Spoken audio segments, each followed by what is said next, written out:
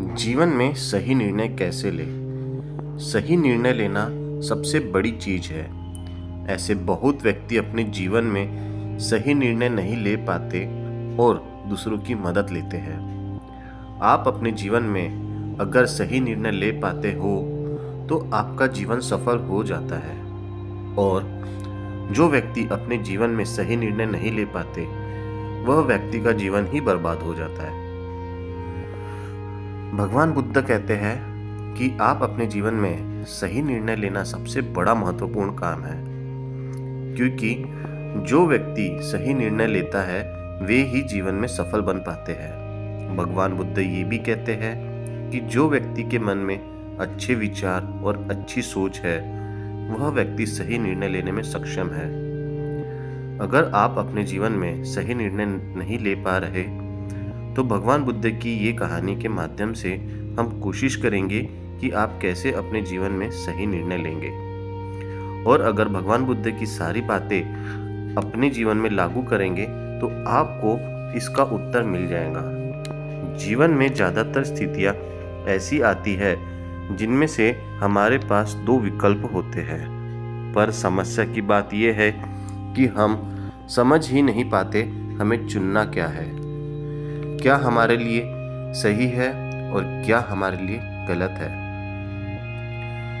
इन दोनों ही विकल्प में एक विकल्प ऐसा होता है जो हमारे जीवन को बना सकता है और दूसरा विकल्प ऐसा होता है जो हमारे जीवन को बर्बाद कर सकता है। एक बार एक गांव में भगवान गौतम बुद्ध लोगों को कुछ प्रवचन दे रहे थे। सभी गांव वाले उन्हें और उनका प्रवचन प्रेम से सुन रहे थे। ये उस समय की बात है जब लोग बुद्ध का बड़ा आदर सम्मान करते थे, पर ऐसा हमेशा से नहीं होता था।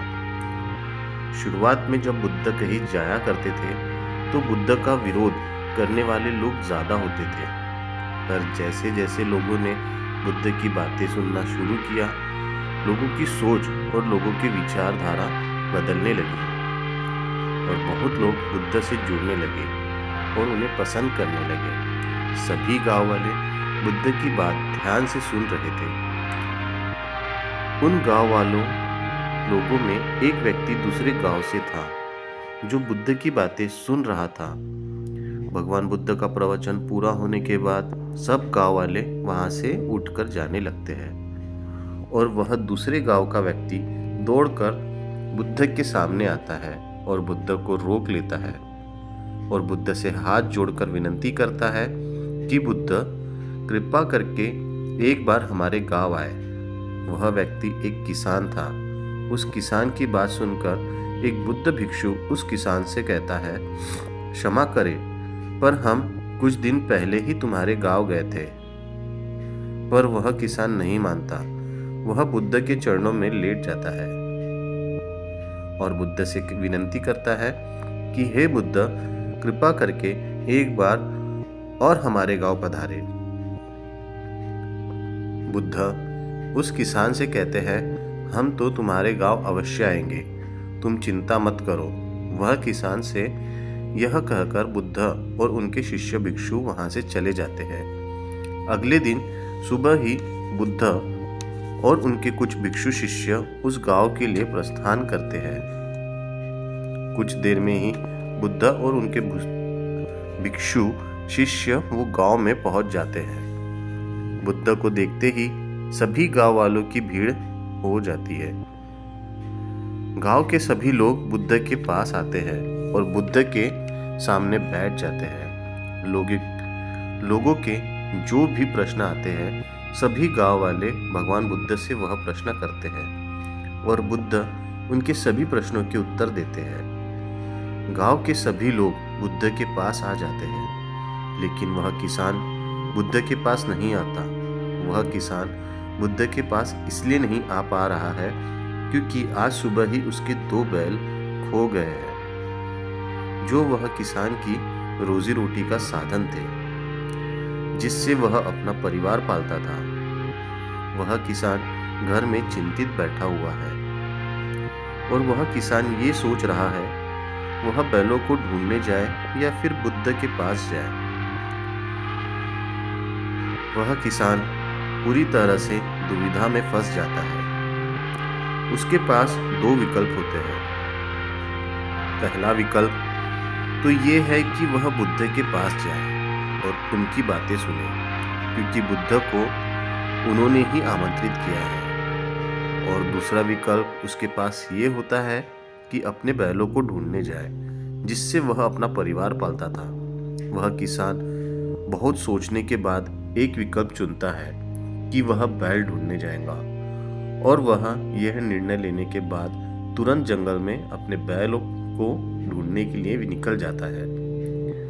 भगवान बुद्ध और उनके सभी भिक्षु उस किसान का इंतजार कर रहे थे, जिसने बुद्ध को बुलाया है।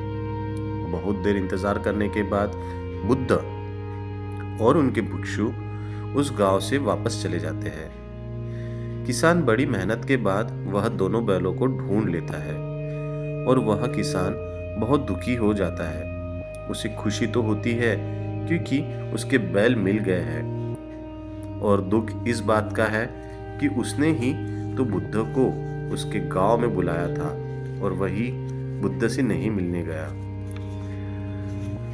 अगले दिन सुबह वह किसान बुद्ध को ढूंढते ढूंढते बुद्ध के पास पहुंचता है और उनके चरणों में लेट जाता है, और वह किसान बहुत रोने लगता है। बुद्ध उस किसान से कहते हैं, तुम रो क्यों रहे हो? वह किसान बुद्ध से कहता है, हे बुद्ध, मैंने ही तो आपको अपने गांव में बुलाया था और मैं ही आपसे मिलने नहीं आ सका। बुद्ध, मैं आपको बताना चाहता हूँ मैं आपसे मिलने क्यों नहीं आ सका। कल जब आप हमारे गांव में आए थे, उससे कुछ समय पहले हमारे दोनों बैल जंगल में खो गए थे और मेरे पास दो विकल्प थे। पहला, या तो मैं आपके प्रवचन सुनने आ जाऊं, और दूसरा, या तो मैं अपने बैलों को ढूंढने चला जाऊं। बैल मेरी रोजी रोटी है, इनसे मैं अपने परिवार का गुजारा करता हूं, और बैल अगर मुझे वापस नहीं मिलते थे तो मेरा परिवार भूखा मर जाता। इसलिए मैं अपने बैलों को ढूंढने चला गया। वह किसान भगवान बुद्ध को कहता है, मुझे क्षमा कर रहे बुद्ध, मैं आपका अपमान किया। बुद्ध किसान की बात सुनकर मुस्कुराते हैं और उसे अपने गले से लगा लेते हैं, और उस व्यक्ति से कहते हैं, अगर उस समय मुझसे पूछते कि तुम्हें क्या विकल्प चुनना है तो तुम्हें मैं वही कहता जो तुमने किया है, क्योंकि अगर तुम बैलों को ढूंढने की बजाय मेरा प्रवचन सुनने आ जाते तो तुम मेरा एक भी शब्द सुन नहीं पाते, क्योंकि तुम अपने बैलों के बारे में ही चिंतित रहते। पर अब तुम्हारे बैल मिल गए हैं, अब तुम मुझे आराम से सुन सकते हो। बुद्ध कहते हैं, मैं बहुत खुश हूँ इस बात को जानकर तुमने कर्म को चुना। बुद्ध की बात सुनकर उस किसान के मन में से सारे बोझ उतर जाता है और वह आराम से बुद्ध का प्रवचन सुनता है। महत्वपूर्ण काम को अति आवश्यक बनने से पहले करें, आपका जीवन बदल जाएगा। एक समय की बात है, गौतम बुद्ध अपने शिष्य के साथ एक सफर पर जा रहे थे। सफर में चलते चलते बुद्ध को प्यास लगी, तो उन्होंने अपने एक शिष्य से कहा, मुझे बहुत तेज प्यास लगी है, मुझे मेरे लिए थोड़ा पानी लेकर आओ। ये बात सुनकर वह शिष्य ने तुरंत पानी की तलाश में जाने लगे। इधर उधर देखा तो उसे कोई पानी का स्रोत नहीं दिखाई दिया, लेकिन कुछ दूर और जाने पर एक पानी का स्रोत उसे दिखाई दिया। उसने देखा कि उस पानी के स्रोत में कुछ लोग कपड़े धो रहे हैं, और तभी एक बैलगाड़ी उस पानी के स्रोत में से गुजरती है। वहां का पूरा पानी गंदा हो गया और उसमें मिट्टी भर गई। फिर उसने सोचा, इस गंदे पानी को मैं भगवान बुद्ध को कैसे दे सकता हूँ, तो वह बिना पानी लिए खाली हाथ ही वापस बुद्ध के पास चला गया और बुद्ध को ये सारी बात बताई। बुद्ध ने कहा, ठीक है, हम सब यहाँ इस बड़े पेड़ के नीचे थोड़ा देर आराम करते हैं। कुछ समय के बाद गौतम बुद्ध ने उसी शिष्य से फिर से पानी लाने को कहा। वह शिष्य वापस पानी लेने उसी स्रोत के पास गया और वहां जाकर उसने देखा कि वह पानी बिल्कुल साफ था और पीने के लिए सही था। अब वह शिष्य भगवान बुद्ध के लिए पानी लेकर आया और उसने वह पानी बुद्ध को पिलाया। भगवान बुद्ध ने सबको ये बात बताई कि जिस तरह से पानी में कीचड़ मिट्टी फैल गई, लेकिन उसे थोड़ा समय तक छोड़ देने से पानी के अंदर सारी मिट्टी नीचे बैठ जाती है और वह पानी वापस साफ हो जाता है। इसी तरह हमारा मस्तिष्क भी है। जब हमारा मस्तिष्क अशांत हो तब उस वक्त उसे शांत करो। हमारा मस्तिष्क भी थोड़े समय के बाद शांत जरूर होगा। अशांत मस्तिष्क से कोई भी निर्णय नहीं लेना चाहिए।